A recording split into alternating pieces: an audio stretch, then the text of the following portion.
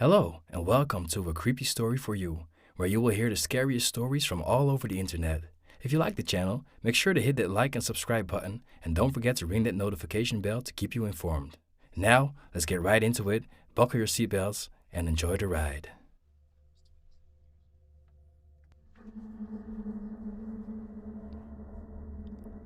It all started with a phone call at about 7 a.m. I picked up my phone to see who was calling me so early, but since I didn't recognize the number, I just put it on silent and fell back asleep. When I woke up again 3 hours later, I saw that I had 12 missed calls and 8 voicemails. Panic started to set in as I thought something horrible had happened to a family member. As I looked at all the missed numbers though, I realized that I didn't know who any of them were.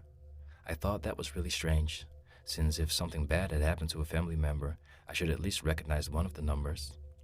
Then things only got weirder as I heard the first voicemail. Hi, I was just given a call about the house you have for sale. I saw the Craigslist ad and was hoping to figure out the time I could be given a walkthrough. Just give me a call back. Thanks. He left his number, but I figured that was just the wrong number and played the next voicemail.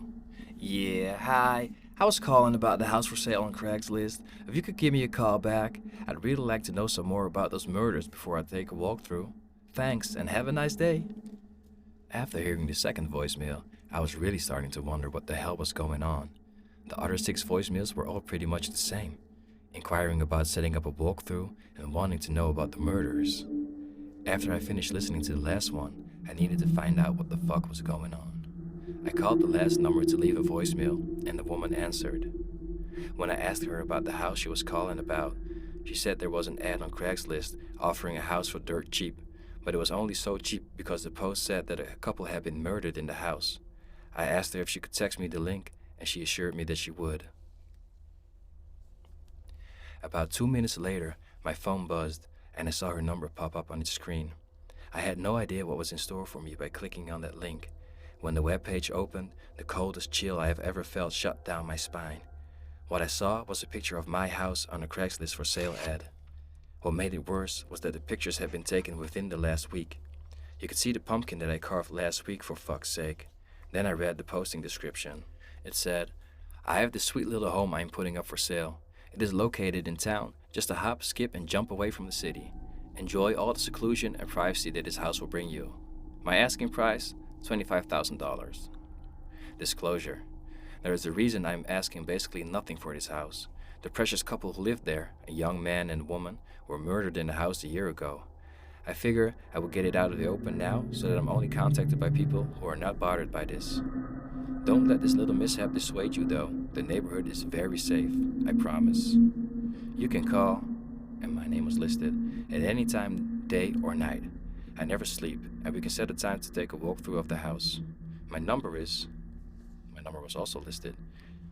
I look forward to hearing from you soon. I felt like I had been sucked in the gut. What the fuck was going on? How did they know my number, my name? I immediately called my girlfriend over to see. I could see the horror set in on her face as she looked at the ad. I didn't think I could feel any worse until she pointed out how our car was in the picture. We were in the house when someone took these pictures. I immediately called the police to figure out what the hell to do. They informed me that I should immediately contact Craigslist to remove the posting. Other than that, there was really nothing else they could do at the moment. The only crime that had technically been committed would be trespassing. But since whoever took the pictures wasn't on our property anymore, they couldn't do anything else. I'm freaking the fuck out. My girlfriend was on the phone with her mom in hysterics for most of the day yesterday. Today, we've just been on constant alert. Every sound we hear makes us jump. I think the worst part is, I know there's really nothing that I can do. I feel so violated and so helpless. I just hope this ends well. Hi, I've noticed that you're still listening. Thank you. And if you really like the channel, don't forget to like and subscribe and hit that notification bell. Now, are you ready to move on to the next story? Let's get right into it. It was a dark and stormy night, and Sarah was browsing through Craigslist looking for a used laptop. She had recently started a new job and needed a reliable computer to work from home. She found a listing for a laptop that seemed perfect, and the seller was located just a few miles away. Excited to make the purchase, Sarah sent a message to the seller asking if the laptop was still available. To her surprise, she received a response within minutes. The seller, a man named John, said that the laptop was still for sale and that he could meet her at a nearby coffee shop to complete the transaction. Sarah agreed to the meeting and set a time for later that evening. When she arrived at the coffee shop, John was already there waiting for her. He seemed friendly enough, but Sarah couldn't help feeling a bit uneasy around him. They exchanged pleasantries, and then John handed over the laptop. As Sarah inspected it, she noticed that there were some scratches and dings on the casing. She asked John if he would be willing to lower the price, but he refused. Feeling a bit disappointed, Sarah decided to pass on the laptop. She thanked John and started to gather her things to leave. But as she was putting on her coat, she felt a hand on her shoulder. It was John. He had a strange look in his eyes and a creepy smile on his face. "You're not going anywhere," he said in a low, menacing voice. Sarah tried to pull away, but John's grip on her shoulder was too strong. She screamed for help, but the coffee shop was nearly empty and no one came to her aid. Terrified, Sarah tried to fight back, but John was too strong. He dragged her out of the coffee shop and into his car. She was trapped and alone with a man who seemed intent on doing her harm. As they drove down the dark and deserted roads, Sarah frantically tried to think of a way to escape. She prayed for a miracle, hoping that someone would come to her rescue, but no one did. John took her to an abandoned warehouse on the outskirts of town, where he kept her captive for days.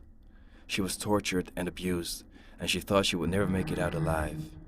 Finally, after what seemed like an eternity, Sarah was able to break free from her restraints and escape. She ran for her life, not looking back until she was a safe distance away. But the nightmare wasn't over yet.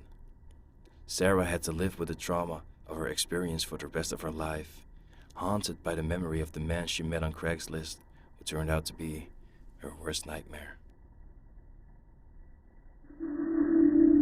It was a dark and stormy night, and Sarah was scrolling through Craigslist, looking for a new apartment. She stumbled upon a listing for a spacious one-bedroom apartment in a quiet neighborhood, and she thought it was too good to be true. The rent was affordable, and the location was perfect for her commute. Excited about the opportunity, Sarah decided to reach out to the poster to set up a viewing. The poster responded promptly, and they agreed to meet at the apartment the next evening. The next day, Sarah arrived at the apartment building, and she immediately noticed that it looked run down and neglected. Despite her initial misgivings, she decided to proceed with the viewing, hoping that the apartment itself would be in better condition. When she met the poster, a middle-aged man named John, he seemed friendly enough.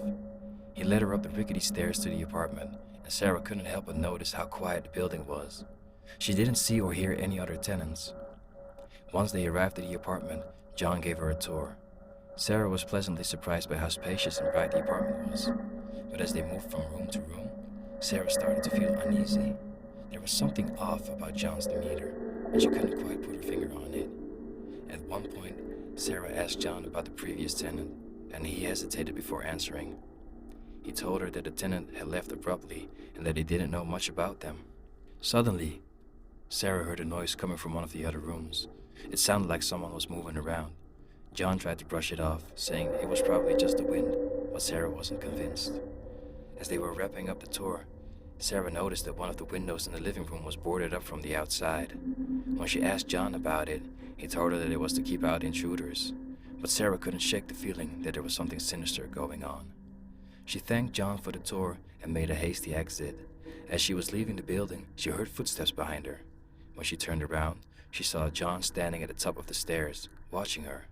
He had a strange expression on his face, and Sarah felt a chill run down her spine. Sarah never spoke to John again, and she never found out what was really going on in that apartment building. But the memory of that creepy encounter stayed with her for a long time. This concludes the video of today. Thank you for listening to A Creepy Story for You. If you enjoyed the content, hit the like button and subscribe for more stories. And don't forget to ring that notification bell to keep you updated on new content. Also, if you would like me to read your creepy story, make sure to drop a comment and send me an email, and perhaps your story will be up next. Again, thanks for tuning in, and until next time.